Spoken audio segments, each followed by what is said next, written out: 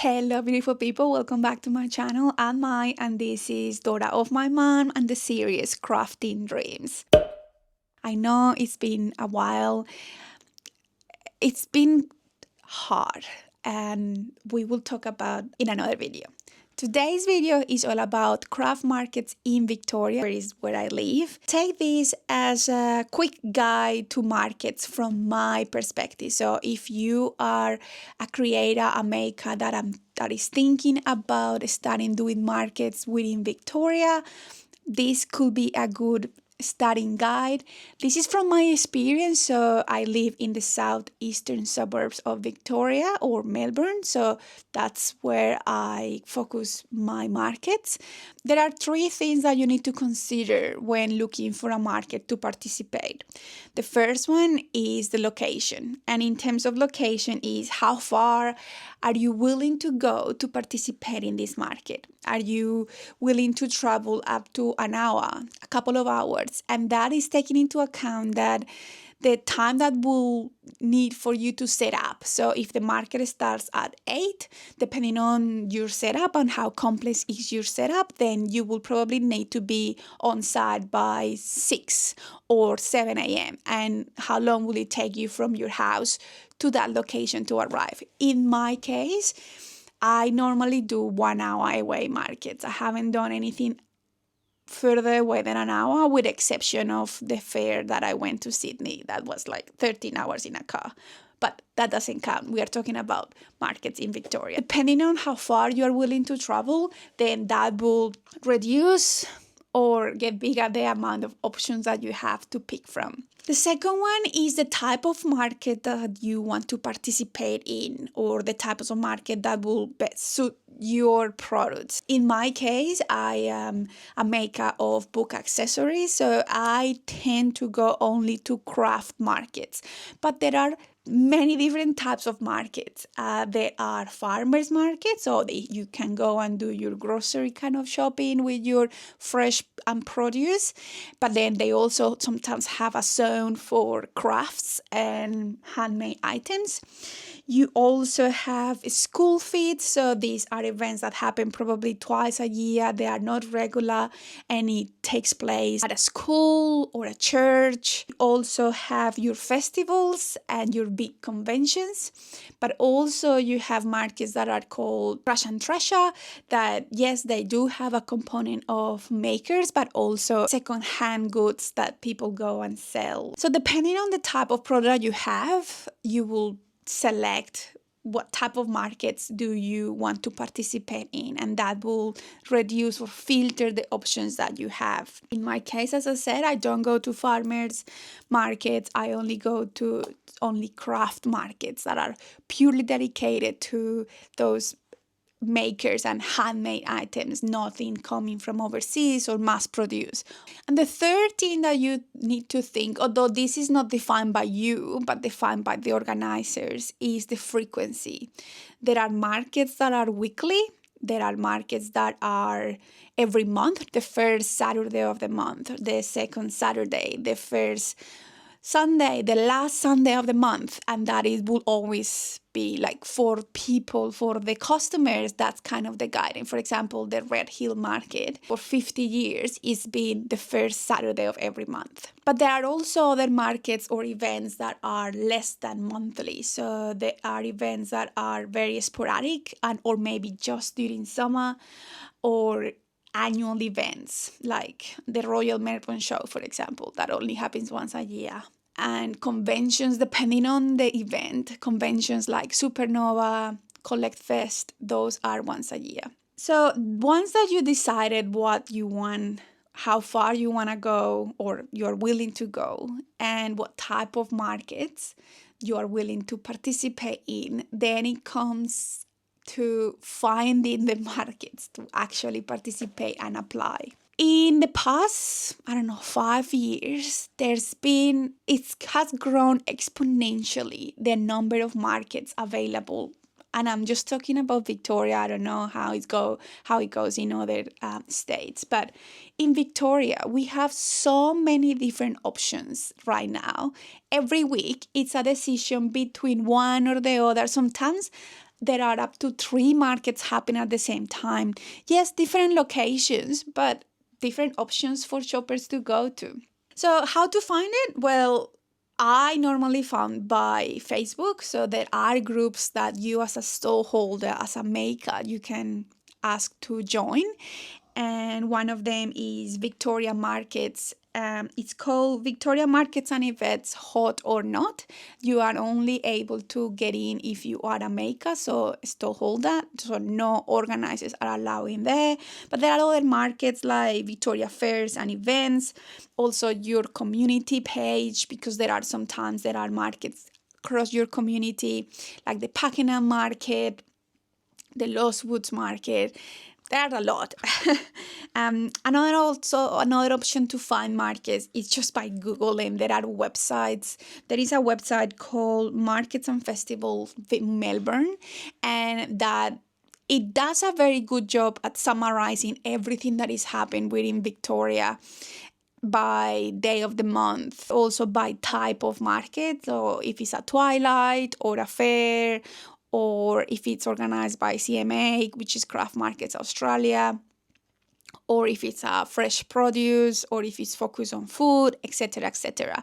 So yeah, internet is your best friend, and once you have found it, then you will see that there are certain organizations. There are, I think, 5. I think I have here 6 organizations that are very famous for organizing craft markets across Victoria. The most well-known, I think, is Craft Markets Australia. They have been operating for, I think it's 50 years. They are predominantly based in the southeastern suburbs. So you think Portsea, Mornington, Mount Martha. They also have now Caribbean Gardens, and they do have some others further away, like they have the Hanging Rock near Delsford. Then we have Unrival Events based in Bayside, Mornington area. They have day markets and night markets. During winter, they are very famous for their winter markets in Moorabbin and Mornington. Then you have the Lwoods. The Lwoods is a new market that started early in the year in 2024, and it's been very popular. The wait list, I think it's like 600 or 400 storeholders waiting to get in. So it's gonna be tricky, and it will all depend on your product because they avoid duplication. Another organization that is Allure Markets is also Bayside. They have 3 locations. They have Franston, Morialloc, and Sandringham. You have your Untold Events. It is very famous because they have these cute markets. They have 2 cute markets. They have the Little Beauty Market and the Emu Plains Market. These are based in Mornington. Moving away a little bit from the southeastern suburbs, I actually found out that the organizers for the Lygon Street Market, they have heaps of markets inner city, but think about more centralized markets within Melbourne. So they have Fitzroy, Heidi Market, Queen Victoria, Riponley Estate, the Lygon Market District in Docklands, St. James and Paran. And this is the Rose Street Market. That's kind of the name of the organization. So those are the big organizations that organize multiple markets that you can go to their website and check the dates and apply. But apart from that, there is also hundreds of other markets happening locally, like the Nanawanen Market, the Pakenham Market, the Hampton Park Market.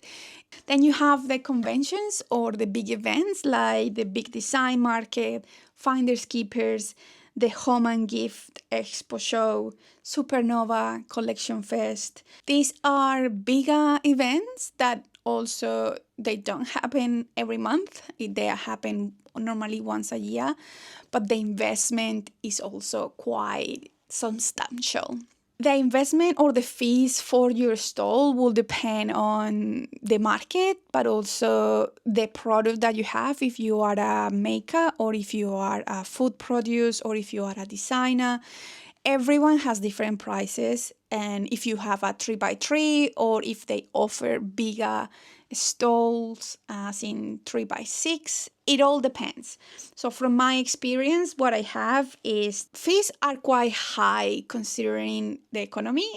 From the very organized markets is 85 that I participate, 85 up to 140, 160 per market. Of course, your local markets, your community markets, the school feeds, that is completely different. So that could be $40 to participate or $15 to participate. Craft Markets Australia, which is a very well-oiled machine. So it is, they function very well. They have their own portal. Everything is very easy to organize, to cancel, to book.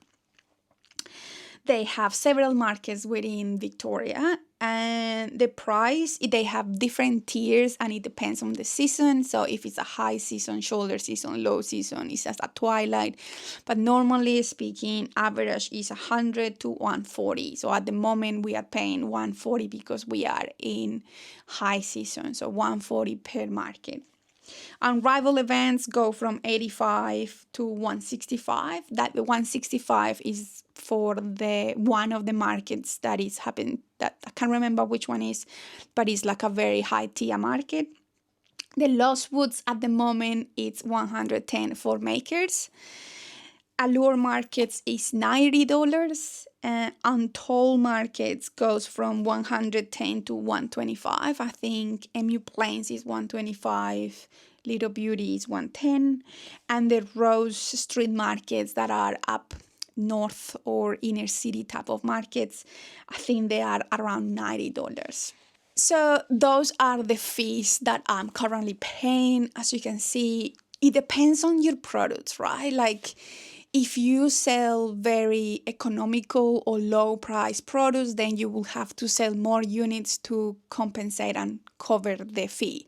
But if you sell handmade wooden cheese platters, tables or something that you sell one for $80, then you only need one or two sales to cover the fee. So it depends, and all markets are different.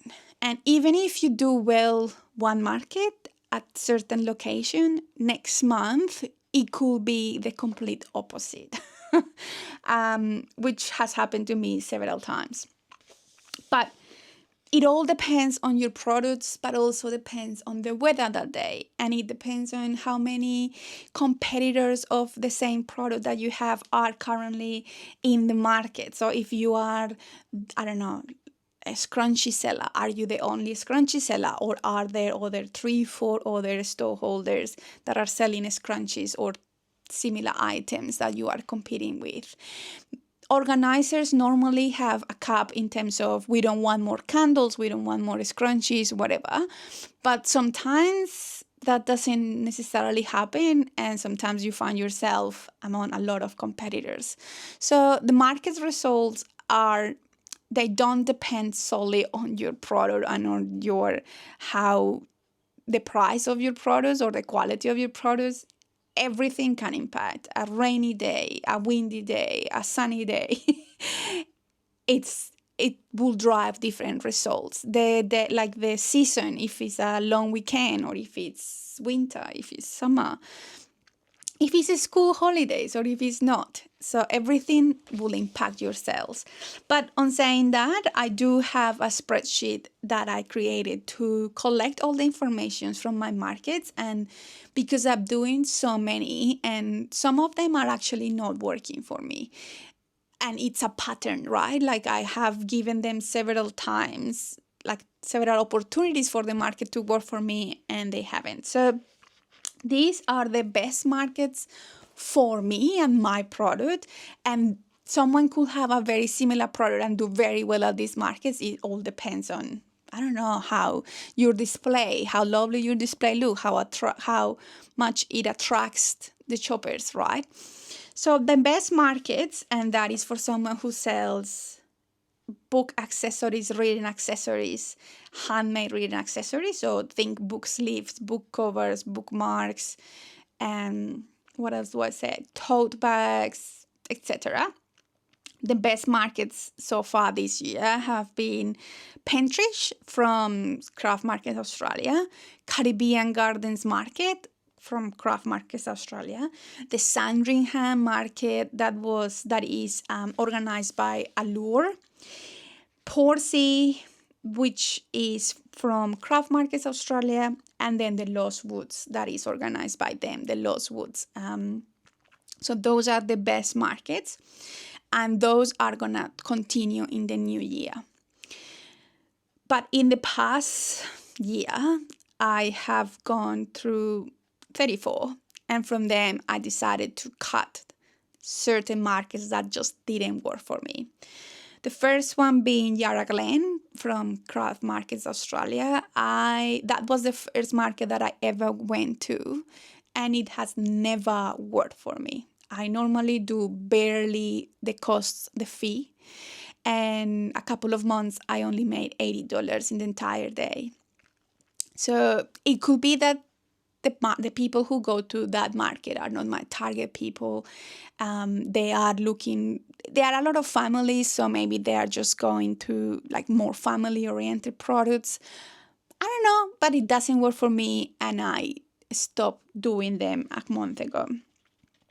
As I said before, I participated in the Elwood community market that was held at a school in Elwood.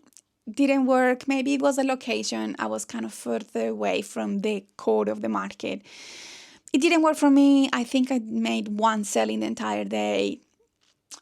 It's not for me. I'm not coming back. Another one from Craft Markets Australia that I keep giving the opportunity, but it keeps failing, is the Briars. So markets at the Briars. So either it's called Mount Martha Market, or called the Enchanted Market, or the Twilight Market. It hasn't worked for me. I had a market last week and I made $85 and it cost $120. And yes, you can blame it on the weather. It was extremely hot. But the same thing has happened before, so I'm not doing it again. And then also early in the year, I participated in the Knox Westfield Market. This is a craft market that takes place right next to the shopping center. My produce didn't do well, and I kind of understand why, because you can find my same products at Dimmock's, very similar but lower price. So when my type of products don't do well next to a shopping center. So those are markets that I'm not gonna go back to. So that is the quick guide to markets within Victoria. And again, this is from my perspective and my experience this year doing markets. If you enjoyed this video, don't forget to give it a thumbs up and subscribe to my channel. I highly, highly appreciate it. Have a lovely day, and I will see you soon. Bye.